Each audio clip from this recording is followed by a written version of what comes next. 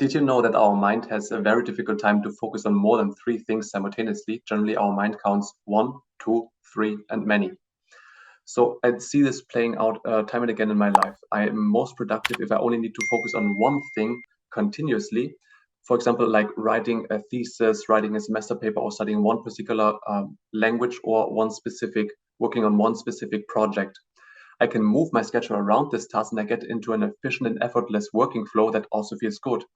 If I work on two things simultaneously, I need to put much more thought into how I divide my attention into two ongoing projects. However, if for some reason I need to work on three or even more projects, things become increasingly difficult and stressful, and I quickly lose my focus and my overview. Hence, one thing gets generally put off or even completely forgotten.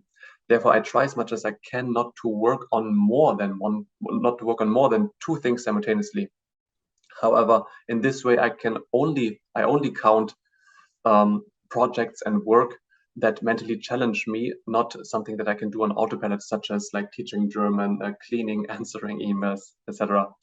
Now, this might not always play out perfectly, as there are at times essential deadlines to meet for specific topics, so that the number of projects on which I'm working on may exceed two. In such case, it may be helpful to hang in the ropes for some time, just like Muhammad Ali did against George Foreman in 1974. In this fight, Muhammad Ali mainly hung in the ropes for the large part of the fight and let his opponent round after round become exhausted. In round 8, Ali came back at full throttle and knocked Foreman out, who was by then fully drained, regardless of whether he was 8 years younger than Ali and at the peak of his physical stamina. Coming back to the studies, if especially like worldly or other matters keep you from your studies, then take care of them, even if it means you have to put off your studies for a few days. This is Ali hanging in the ropes. So you should not be discouraged by a temporary stop or forget about your studies altogether because of it. Once the matter at hand has been dealt with, this is Foreman being completely depleted. Pounce on your studies like a hyena. This is Ali's return in round 8. So in this way, being adaptable to circumstances, developing patience, and not losing sight of one's target is critical for a successful study. After all, God's delays are not God's denials. So another thing is when you get excited about our studies, which has happened to basically every serious student which I know, and also to me many times, we think of a million things we can study and achieve. This leads to a lot of complexity, which is again the enemy of the execution.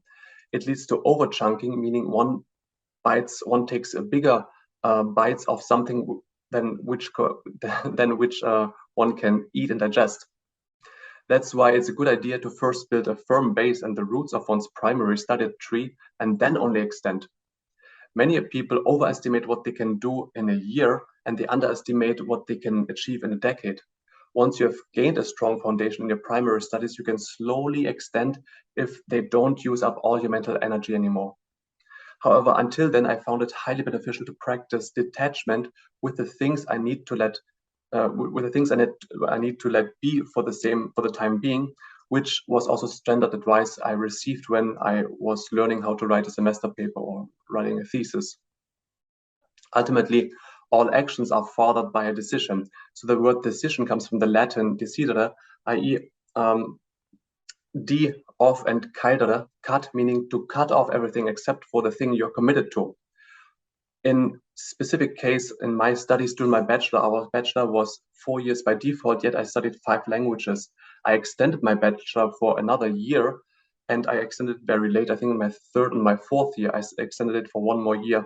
And I could then study things much more in a much more manageable way. Would I have been already decided from the get-go that I would study 5 years instead of 4, things wouldn't have been so stressful in the first 3 years because of it. In this way, find the sweet spot in your studies, short and long term, so that you neither need to stress all the time nor to get bored along the way. This way, you will focus on what you really want, you will have the energy to get there, and the plan that makes sense. Guys, if you have any questions and comments, drop them down below. And if you found this video helpful, then smash the like button. If you didn't, smash the dislike button twice, just to be on the safe side. In either case, guys, subscribe to the channel and hit the notification bell so that you never miss a video when I put one out. All right, catch you at the top.